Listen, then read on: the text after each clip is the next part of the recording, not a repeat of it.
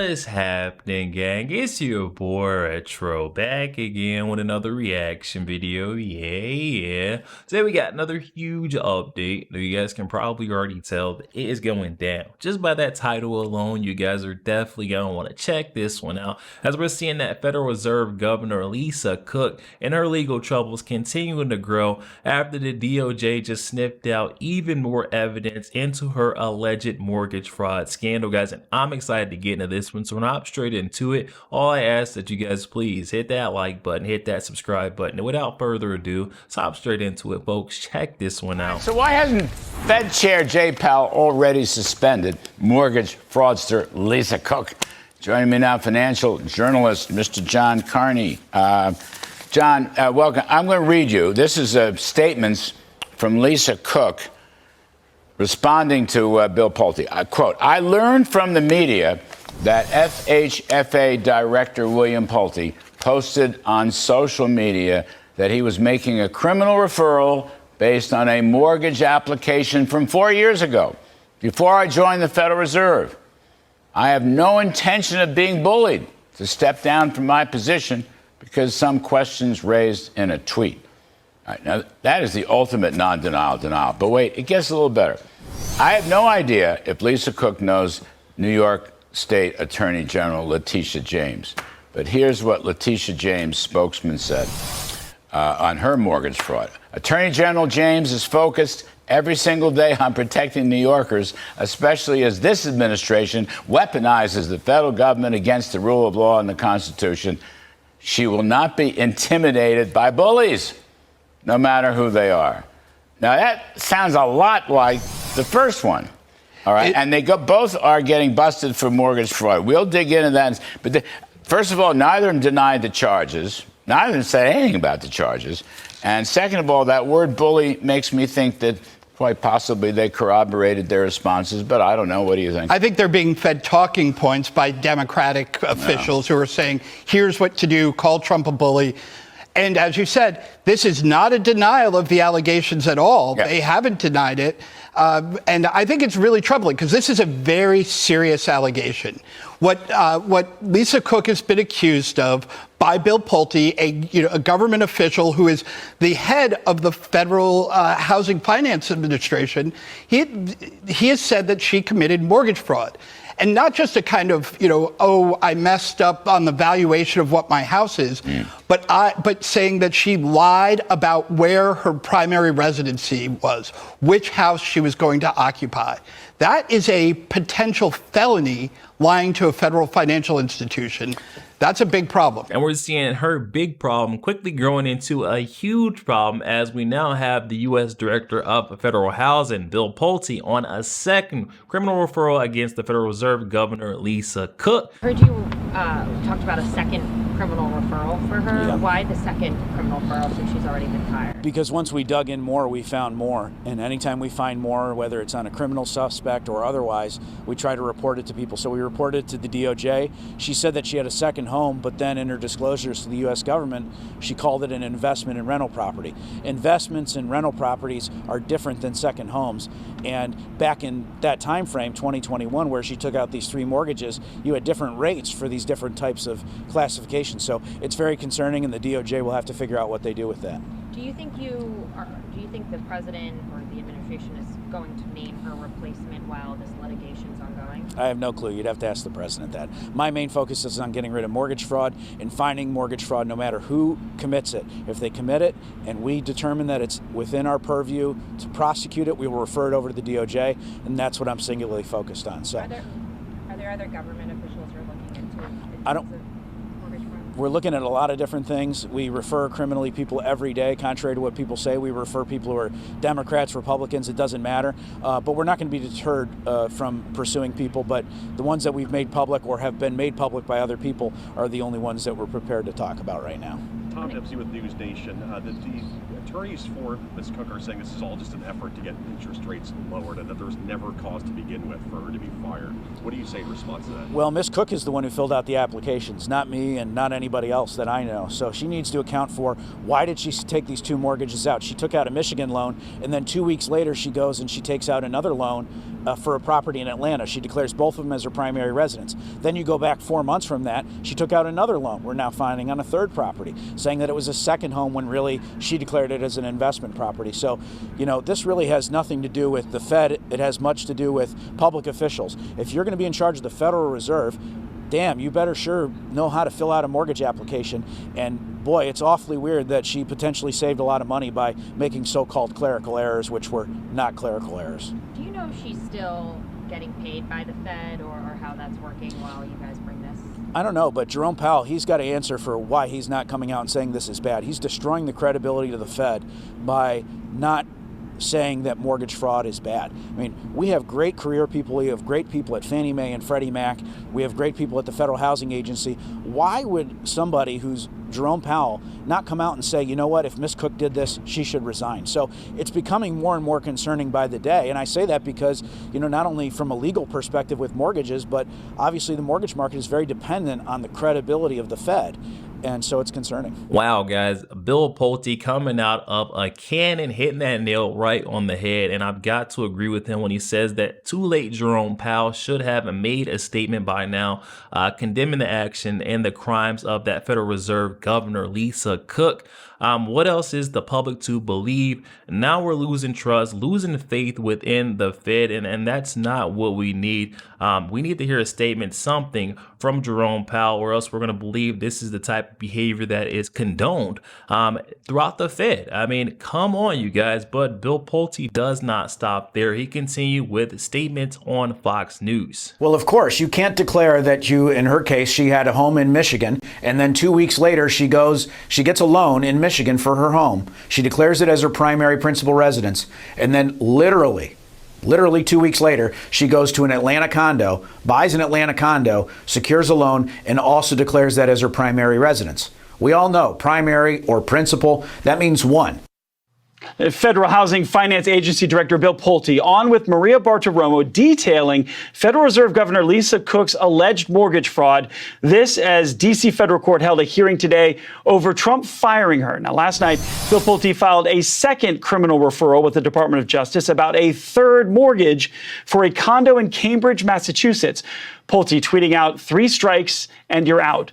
Let's welcome former Deputy White House Counsel and America First legal president, Gene Hamilton.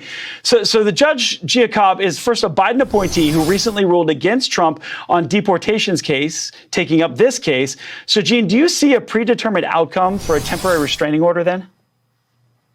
Look, I think that this judge in particular, along with a number of the other judges in the District of Columbia, have really made a hard situation for themselves in terms of their ability to show that they are unbiased in the way that they adjudicate cases, in the way that they rule on cases. Now, today's hearing was an interesting hearing, and we'll see how it comes out. But at the end of the day, what we have to have is we have to have unquestioned impartiality, that this judge will make a decision that is consistent with the Constitution of the United States, right, which would allow the president to remove this individual for cause or not for cause from her position on the Federal Reserve Board of Governors. Not for cause. So Lisa Cook is claiming now that it's a clerical error is to blame for any mortgage application discrepancy. Also saying that she was moving residences between jobs, but these homes were bought 2 weeks apart in 2021.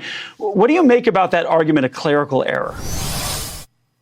Look, I think that her argument is exactly what you would expect someone in her situation to make, but that doesn't matter. Whatever her argument is does not matter. What matters is that the president, under the applicable standards, if we assume that the president has to have cause to fire her, there are enough questions in the president's mind based on the factual allegations that have been made against her that warrant the president's dismissal of her from this position. A court cannot be in the position of second-guessing the president's determinations about who to hire, who to fire from the executive branch. After all, under Article 2, all of the executive power is vested in him. And guess what, guys? With all that Article 2 power, we still have activist judges allowing Lisa Cook to stay in her position at the Federal Reserve. We got this breaking news tweet coming from our friend Gunther Eagleman here on X. Check him out. It says breaking, federal activist judge just allowed crooked Lisa Cook to continue in her position at the Federal Reserve.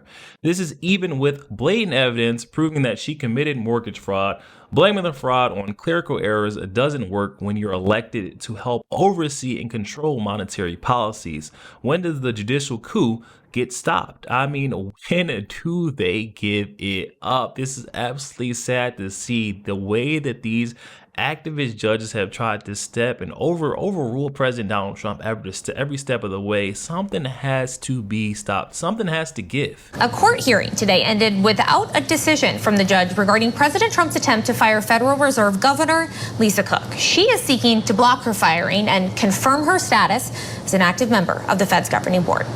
Let's bring in Scripps News legal affairs correspondent Avajoy Burnett for more on exactly what happened in today's hearing. So do we have any more clarity on whether Lisa Cook can keep her job?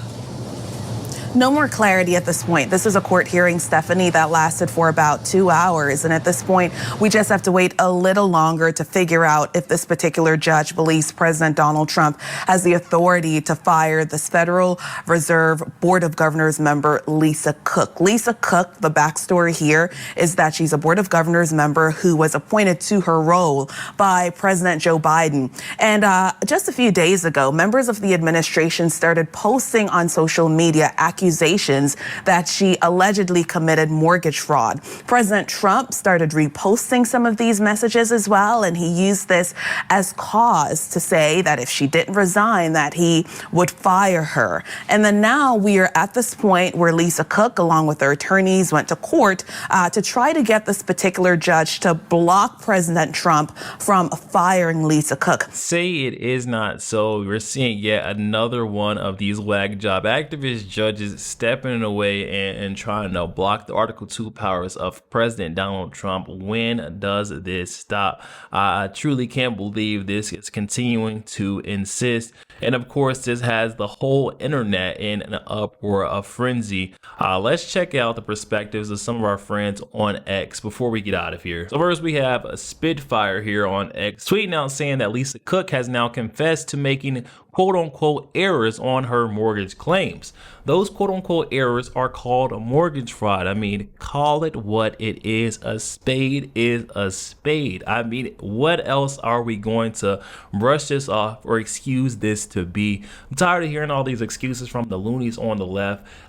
She just admitted to guilt right there. An error, admitting to these quote-unquote clerical errors is admitting to mortgage fraud. Apologize, you guys. And then we got our friend James Fishback, who has been covering this very thoroughly, saying that first she commits mortgage fraud, next she gets caught and fired, now she's blasting President Donald Trump. Got it. Makes a lot of sense.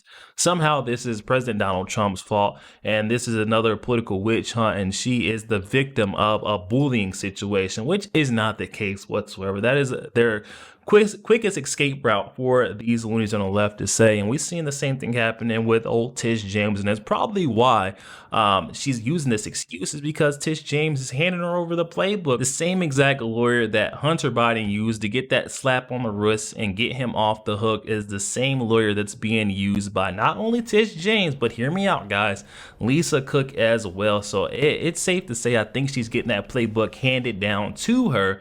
Now we got our friend John here on X saying on 6/18 of 2021, Lisa Cook originated a $203,000 15-year mortgage declaring the Michigan property as her primary residence, and then 2 weeks later she originated a $540K 30-year mortgage in Georgia, also declaring this as her primary residence. And now we're finding that not too long after that, she declared a third property in Massachusetts as her primary residence. What are we even talking about here? What is the discussion or the debate? This is mortgage fraud 101 and black and white. I'm not even sure what the debate is anymore. I mean, there is nothing left to speak about. Then finally, we got our friend Bill Pulte here again saying why hasn't Jerome Powell come out and said that Lisa Cook's conduct is not representative of the Fed? I mean, that right there would make the most sense, to try to distance yourself or condemn the actions and say that we don't condone this type of behavior,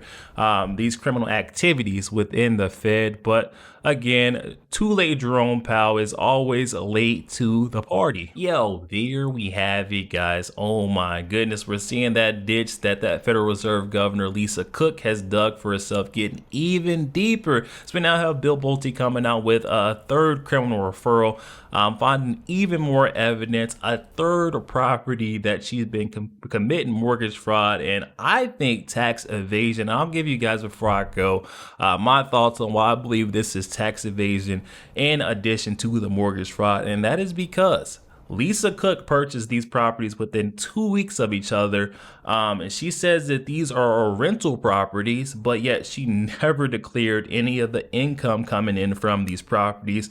It's not on any of her tax documents, her statements. She hasn't paid taxes on any of the income. So what else are we to call this? This is mortgage fraud 101 and tax evasion at the most basic level, coming from that Federal Reserve Governor Lisa Cook, guys. And I'll continue to follow this situation very closely. You know, we'll cover any updates to come right here with your boy RetroStef, but I want you guys to hop in that comment section. Comments are open, and I'm excited to hear what you guys' thoughts is on this one. And before you go, make sure you hit that like button, hit that subscribe button. If you did enjoy more content like this, catch you guys on the next week.